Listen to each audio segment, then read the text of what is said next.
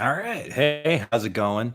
Um, Nice to see you again. It's the 28th of November. It's now Saturday.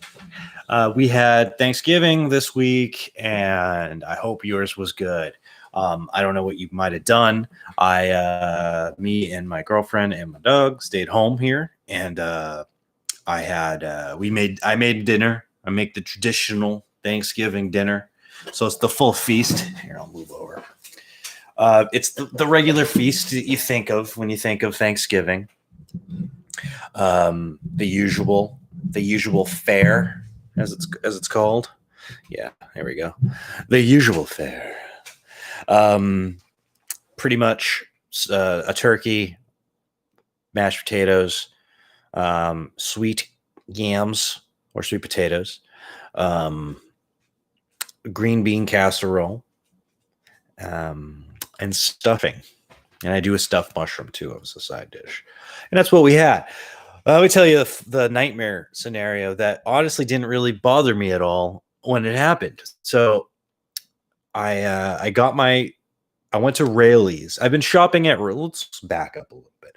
I've been grocery shopping, almost like it's a skill set since I was a child, and it comes from my dad taking me to this place called the Moolah's Market Basket in Chelsea, Massachusetts, where it's this very large, extremely always busy grocery store. It has extremely fresh produce and meat, and still one of the best deli counters I've ever been to. Um, and he used to take me in there on these missions, like we gotta get this, we gotta get that, we gotta what. He used to see, he was in a culinary arts school in his 40s, and that's figured weird. It's I'm reaching his age when he went to school, and we would get the things anyway. It made me have a respect for grocery stores that actually have their shit together. So for that reason, I've been shopping at Nugget Groceries here in California, um, in Northern California, Sacramento region. So the Nugget markets are kind of my place. They're kind of posh in a sense where they kind of have that same vibe as Whole Foods, but not but more of the anyone's allowed to be here. Where Whole Foods kind of has that feeling, even though I worked at Whole Foods at one point, it has a feeling of like there's an elite class of people who shop there. The ones that like cost of the food matters not, and it's the presentation of the food that matters more, sort of scenario. Because I'll tell you the truth, man, the cabbage comes from the same farm, and it just gets sold to different distributors to distribute. That's kind of what happens with produce a lot of the time. Yeah, that you can find the exact farm, but you'll find in most cases that a grocery store chain is supplied by the same as another grocery store chain. So you kind of like, it's almost like you're gonna find Capri Sun wherever you go shop for kids food. You know, I guess that's what I'm not looking for Capri Sun. All right, Jesus, I'm getting off track. So I went to Raley's. I got all of my stuff. I've been shopping at Raley's more recently because it's a more fair price. I've been budgeting more, and if I buy $200 of groceries for the month, that seems like a lot, but there's two people living here, so that's $100 split between the two of us. $100 worth of proteins and vegetables that I will prepare for us to have for the 30 days in the month. And we only have like usually one cheat day where we'll get burgers and brew once a week. We'll order out and pick it up and come home and have burgers and brew. And we do that maybe once every 2 weeks, really. But for the most part, I make all the food at home. And trying to do that while shopping at Nugget became an impossibility. And I don't mean to crap on your company, but for some reason, the pricing for your goods far exceeds normal limits, and I can't afford to shop with you anymore. So I had to go to Raley's, which for $200 worth of groceries, I'm actually able to get every ingredient I need plus more. So I'm actually able to get extra to freeze and to put away, so that next month when I'm like, oh, what do I need? Do I need to get chicken thighs? No, I've still got a frozen bag of chicken in the freezer, so I'm not worried about that for at least another 3 or 4 meals. So that matters a lot to me when I'm budgeting, and as it would to any of you if you're on a tight budget. We're only a one income home right now. I'm not making any money, and I feel bad about that. And I spend money on food mostly, so it goes to the family. But I'm not buying toys. All this stuff happened when I was gainfully employed. So, I got a turkey last Friday at Rayleigh's. I was excited because they had. I don't know why. I normally always buy a frozen turkey if I didn't get one straight from a farm. A frozen turkey, and then I figured, well, I don't need it to be frozen. If it's already thawed and in the refrigerator, I will take it home and I will keep it in my refrigerator. So I got a thawed refrigerated turkey. And when I opened it up, when I unbagged it on Thanksgiving Day at 10 in the morning, when I was going to put the bird in because I wanted to eat by 2, the smell hit me in the face and I realized, oh, no. This has gone rancid. Something was wrong. There was holes in the packaging. It wasn't sealed right. Air got in there and it decomposed.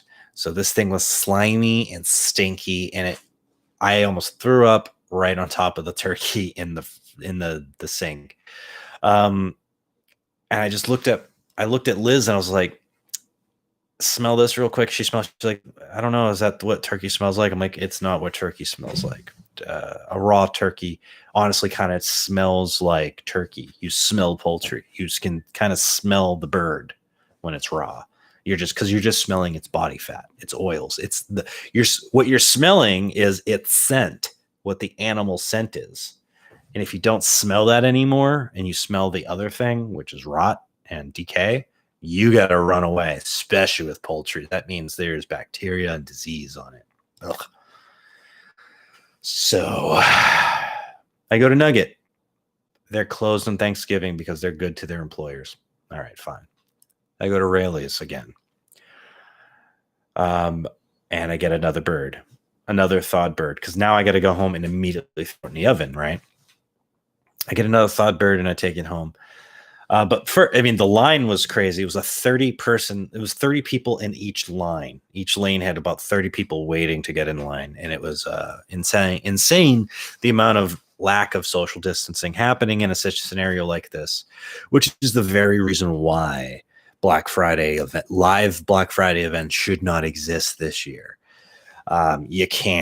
You just can't have social distancing. And if somebody was ill in that row of people, we all got it. I mean, maybe the masks helped. If they're wearing a mask where I'm wearing a mask, then we're pretty safe. But there's still the people walking around with the shit under their nose. Like, come on, man, that's not how it works. Like the things can go in your nose and infect you still. You could sneeze and infect us. What are you doing? Why are you acting like this? Why are you being a child? You're like, stop. They're like, the mask people, like, stop being sheep. Well, we're not being sheep. Not wearing it. You're not wearing it. You're the lamb being led to slaughter. We're the ones who will outlive you. That's the reality. Why do you think doctors and nurses wear PPE in the first place? It's so they don't get whatever you have or give you whatever they might have. That's why they wear PPE. And now we wear PPE out in public because we have a virus that ran out of control. It's just going to happen. And it's happened before in history. You don't have to act like a freak. You can wear a mask for a little while. We've been around for tens of thousands of years, hundreds of thousands probably. I'm just saying tens of thousands. We've been around for tens of thousands of years. Plagues happen. You stay in, for God's sake. If you look at it from a different standpoint, when the plagues hit Egypt, right? And it's Moses doing it through God to punish the pharaoh for not setting his people go, right? One of the things they do is they put the lamb's blood over the door and they stay inside that night because there's a physical death going to come by and going to get you. But imagine, just change the concept of that. Like they quarantined that night. They quarantined that night because an illness was going to sweep through the streets. That's what's happening. We have an illness sweeping through the streets. We just need to stay indoors for a little while. And I know you need your groceries. I get it. I do too. I wasn't planning on going into a store on Thanksgiving, but my turkey was rotten. Rotten turkey. All right. Anyway, sorry about that. I got the turkey and I got home and I prepped it and I cooked it and it came out perfect. And I didn't brine it this year. I normally do a brine. Ever since I saw that Alton Brown episode like 100 years ago, I've been brining my turkeys in a salt solution, a salty solution. And they've come out phenomenal every time, phenomenally juicy, phenomenally tasty. Everyone I've shown this off to kind of wants to emulate it or do it themselves. I got a text the day before from Rich, my friend, who's like, "Hey, what's your brine recipe?" And I gave him my abbreviated version of it because I got rid, like Alton Brown asked you to do stupid things like put candied ginger in it. The fuck do you need candied ginger for? It's a brine.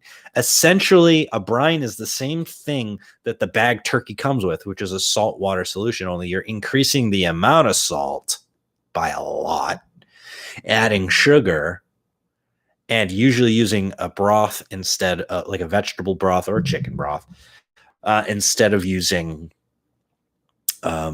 just water and salt. So you're trying to impart some flavors into it, and you, for the most part, you aren't. The salt in the liquid, the water in it, is doing its job of penetrating the meat and creating the proper loosening of the proteins just enough that when you cook, that it absorbs more of the saltwater moisture and holds on to it, so that when it's cooking, it releases it slower. And so you have a less chance of drying out. Now, let me tell you funny how I did my turkey this year. So instead of it being the turkey brined, I got I had a turkey, right? Remember, spoiled turkey because I found out on the day of. So I put it in the pan, my broiling pan, which I've been using this cheap IKEA broiling pan I bought, I don't know, 2 years ago when I got this place. And it works great. It's just fine. I don't need to buy those big disposable ones anymore. They're not needed. I don't need a bird bigger than the pan I already have. I wish I had one of those really nice metal. I don't know what they're called, but they get the blue some Faberware. I don't know what they are. I wish I had one of those, but I would have nowhere to put it, so I don't want one of those. I put the bird in. I shoved like celery, carrot, onion. What's the other thing?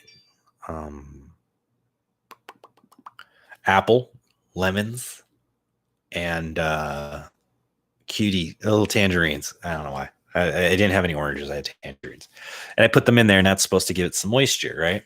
And then I put about 2 cups worth of vegetable broth underneath the bird, like underneath the lift. I don't know terms. I've been working in kitchen this whole time, and I don't know what the fuck anything's called. The rack that it sits on, just enough to be underneath. And I didn't think straight, because I'll tell you what happened is, so the first thing I do usually is I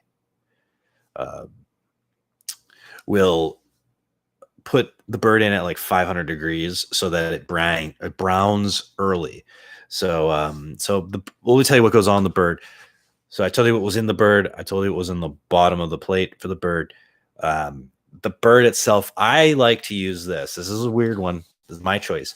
Peanut oil. I like peanut or sesame seed oil.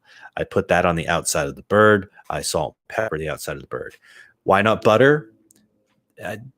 There's going to be plenty of flavors already.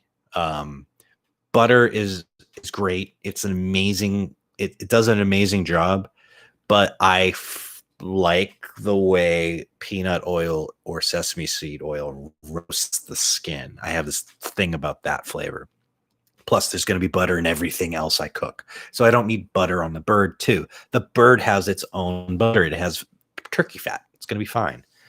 I put the bird in and browned it at 500 degrees for about 35, 45 minutes. Then I take it out. It wasn't really any basting to be done, but I basted anyway. And by the way, I need to buy a new turkey baster. Mine's ruined. It's like cracked. It worked, but it was like, this is the last use. And then I cover the bird in foil and put it back in for the long haul. And then in this case, the long haul was because it was a larger bird than I wanted. It was a 20-pound bird versus the 15-pound bird I originally wanted. It had to go in for quite a while, so I had to cook it for about 4.5 hours, right? When I got to the point where I'm like, okay, I'm going to take it out. I'm going to take some of the liquid out and start the gravy while it finishes and while all the sides get heated up. As I lifted it up, it like spilt out. Like it was just like it had released a lot of water. When I opened the thing, now I have it's a 2-inch high pan, right? All 2 inches of it were just filled to the brim. That thing filled with its own liquid so much that the bottom of the turkey had basically become pulled turkey, like pulled chicken, like you do when you slow cook something and you want. So the bottom of it turned into that, which is fine because, hey, that tastes good too. I made the gravy, came out good. The rest of the bird was perfectly moist and all that. The way I guess because of what I had done to it in the way it cooked, it literally came off the like. I thought I'd have to slice it off. It was able to stick my thumb between the breast, the spine, whatever that is, breastplate, I don't know, and just move my thumb on it, and it just, the whole breast, skin and all, just went on both sides, just came right off. I was able to take it off, set it on my cutting board, and slice it perfect. It was so good. And it came out good. I have all these leftovers inside. I didn't have any leftovers yesterday, strangely enough. I didn't eat yesterday. I guess I was full still. I had cookies yesterday. Anyway, that was my Thanksgiving story. I can see that the battery on my camera is about to die. I didn't charge it. Foolish. Foolish of me. I need to buy a better battery than this. Canon, what's up with that, huh? What's up with your LCE 17 battery being only like 15 minutes worth of life on filming stuff or streaming stuff? What's the deal? We get better at that without having to put a $200 extra sticker on the camera. I don't know. Sorry. I'm just ranting. I'm gonna head off line since I can't do anything with you guys anyway. This is going to die. And I hope you guys had a really good Thanksgiving and your holidays are going well. Buy yourself something nice today, huh? Go get a coffee. I'm going to have one. All right. Love you guys. Bye. Boop. All right. Take care.